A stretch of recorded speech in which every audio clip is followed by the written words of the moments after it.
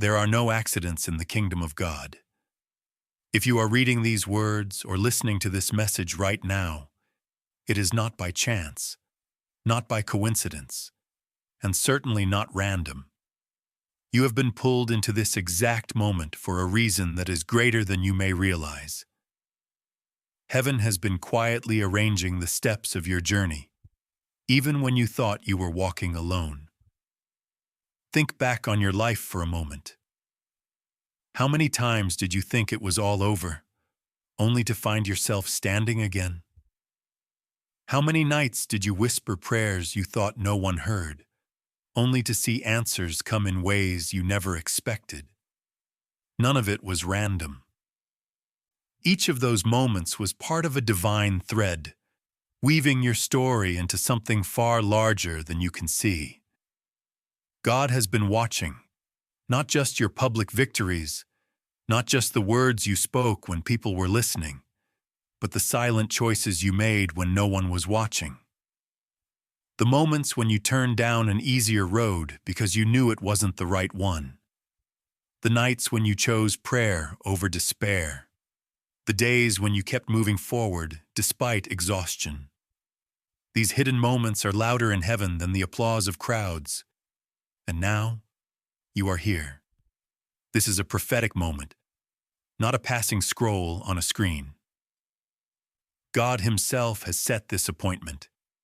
He has chosen this time to remind you that you are seen, you are known, and you are called. The Creator of the universe has not overlooked you. He has not forgotten your labor, your tears, or your persistence. He has brought you here because there is a word you need to hear. Your life is speaking louder than you think. You may not feel extraordinary. You may look at your life and see only small acts, quiet obedience, and unnoticed sacrifices. But heaven sees differently. Heaven sees significance in what feels insignificant. Heaven counts the seeds you plant in silence, the battles you fight in private, and the burdens you carry with grace. This is your invitation to shift perspective, to stop calling things coincidence when they are actually providence, to stop underestimating the weight of your obedience, to see your story through the eyes of the one who wrote it. God does not waste moments, and He does not lead you into places without purpose. So hear this clearly. You are not here by accident. The message before you is not random. It is heaven reaching out, calling your attention, and drawing you closer. The same God who called Noah to build, Abraham to trust, David to worship, and Paul to endure, is now calling you to recognize the sacredness of your own journey. You are the chosen one for this moment. Words are easy. Anyone can speak them. Anyone can promise.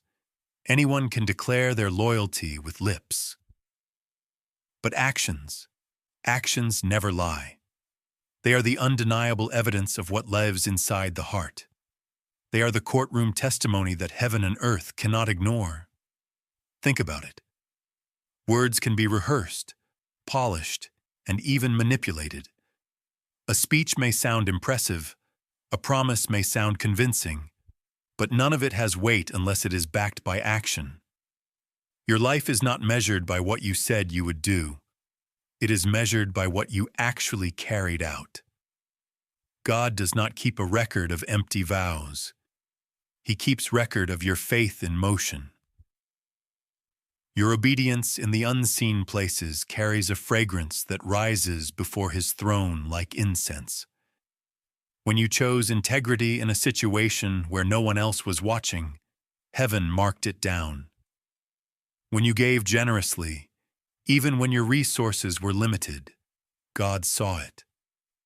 When you held your tongue instead of lashing out, when you forgave someone who wounded you deeply, when you kept going after rejection, those moments became louder than sermons. They became evidence. Let's be honest. Words can impress people for a moment, but actions transform destinies forever. Noah didn't preach with clever words. He preached with wood and nails. Every hammer strike was louder than 1,000 speeches. Abraham didn't persuade heaven with eloquence. His willingness to obey, even when it cost him everything, became his testimony. Jesus didn't prove his love only by what he said. He proved it by stretching his arms on the cross. These actions echo louder than any voice could. And so it is with you. Right now, your life is painting a picture. Stroke by stroke, decision by decision. Others may hear what you say, but they will believe what they see. That is why Jesus said in Matthew 7:20, "By their fruits you will know them." He didn't say by their titles, their charisma, or their declarations. He said by their fruits, by the visible results of their lives. Fruit cannot be faked. It requires roots. It requires patience, nurturing, and persistence. And when it appears, it is undeniable. No critic can argue with a harvest.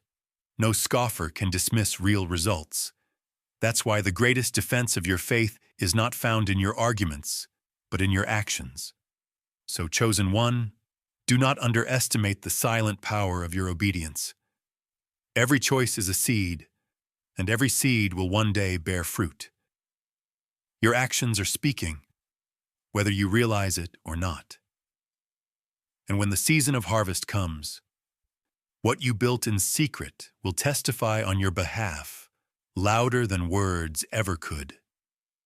Your actions are not small. They are your loudest sermon. They are the evidence of your faith. And one day, they will stand as proof that you lived not for applause, but for God. History has never been shaped by speeches alone. It has always been marked by the courage of actions that spoke louder than any declaration. The greatest legacies we remember are not of people who promised much, but of those who did much. Their actions became their testimony. Their obedience became their voice. Think of Noah. He didn't argue with the skeptics.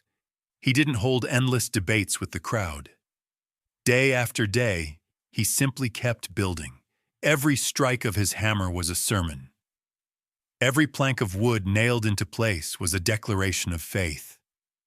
People mocked him, laughed at him, called him foolish.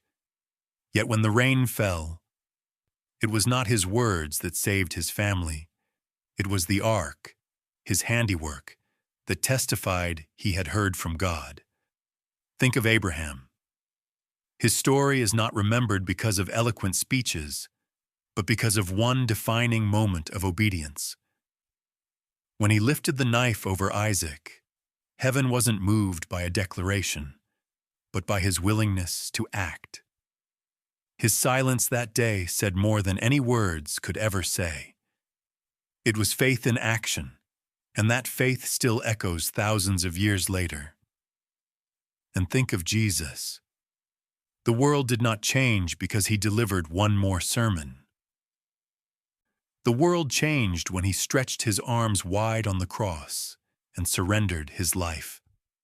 That act of love shook both heaven and hell. It was not words, but action that brought salvation. His resurrection became the greatest testimony ever given, proof that life conquered death. Each of these moments reveals a timeless truth. Actions are eternal markers. Words can fade, but deeds carve themselves into history. They become monuments of faith that generations look back to.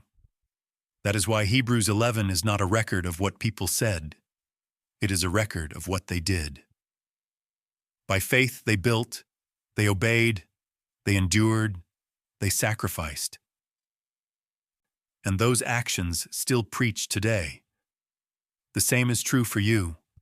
Whether you realize it or not, your obedience is writing a story that will outlive you. Your sacrifices, though hidden now, are building testimonies that will speak long after your voice is silent. You may not see the full impact today, but heaven is recording every act of faith. When people doubt you, let your results answer. When critics mock you, let your endurance speak. When circumstances rise against you, let your fruit testify. Because just as Noah's ark silenced the scoffers, just as Abraham's obedience echoed through eternity, and just as Jesus' resurrection became the loudest sermon ever preached, your life will one day roar with the same truth. Faith in action never dies.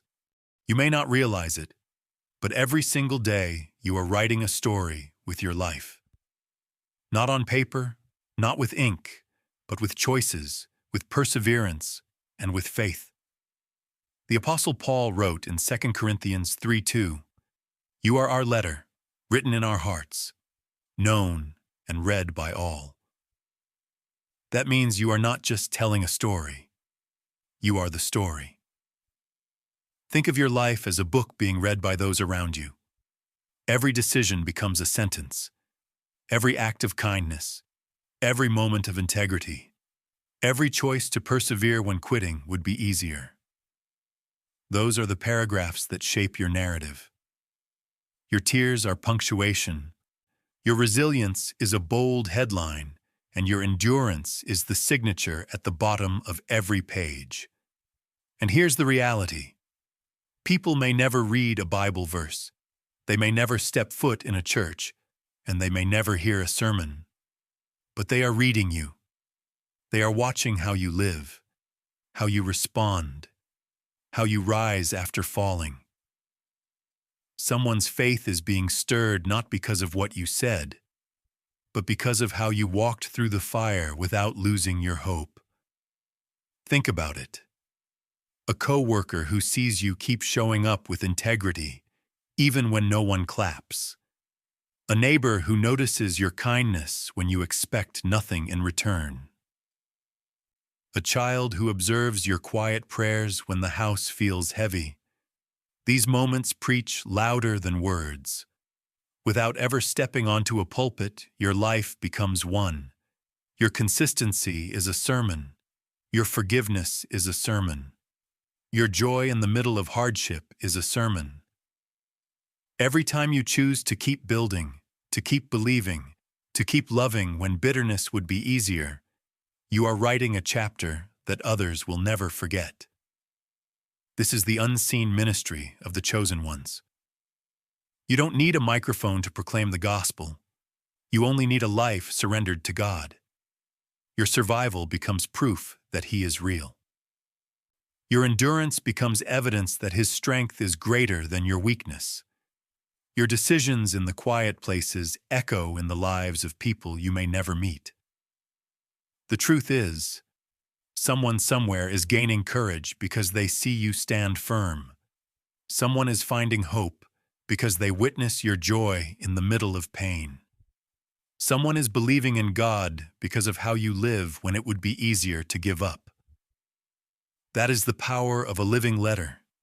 Your story is preaching to hearts you don't even know are listening. So, chosen one, don't underestimate the story your life is telling. You are not just surviving, you are testifying. You are not just enduring, you are inspiring. And one day, when you look back, you'll realize that your book was never written with words. It was written with faith in action. Seeds don't shout when they are buried. They lie hidden in the soil, unseen, unheard, and often forgotten. But given time, given rain, given sun, they always break through. In the same way, your obedience in the dark, your sacrifices in silence, and your choices when no one is watching are seeds planted in the ground of eternity. They may look invisible now, but heaven has already scheduled their harvest. This is where many lose heart, because the season of sowing is quiet. There are no applause, no recognition, no headlines. It feels thankless. You show up, you pray, you give, you serve, and the world seems not to notice. Yet do not confuse the silence of people with the silence of God. Heaven is watching. Heaven is recording. Every act of faith, no matter how hidden, is stored in his book of remembrance. Think about Noah again. For years he built with no sign of rain. Imagine the ridicule, the whispers, the laughter of neighbors. Yet he kept working. The ark did not roar while it was being built. It thundered with purpose the moment the flood came. The very thing mocked in silence became the refuge for his family. That is the power of silent obedience. It makes sense later when the season shifts. Your life works the same way. The sacrifices you are making right now are watering future testimonies. The pain you endure today is shaping strength you will need tomorrow. The prayers you whisper at night are creating breakthroughs that will one day shout with joy. You may feel unseen, but your faith is not unnoticed. Heaven never forgets a seed.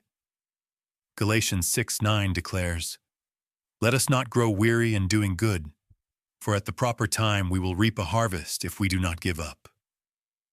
That verse is not just encouragement. It is law. It means your labor carries inevitability. The fruit will come. The harvest will appear. Your only responsibility is not to quit before the season arrives. Chosen one, this is your reminder. What you are building today may not yet make sense, but it is holy.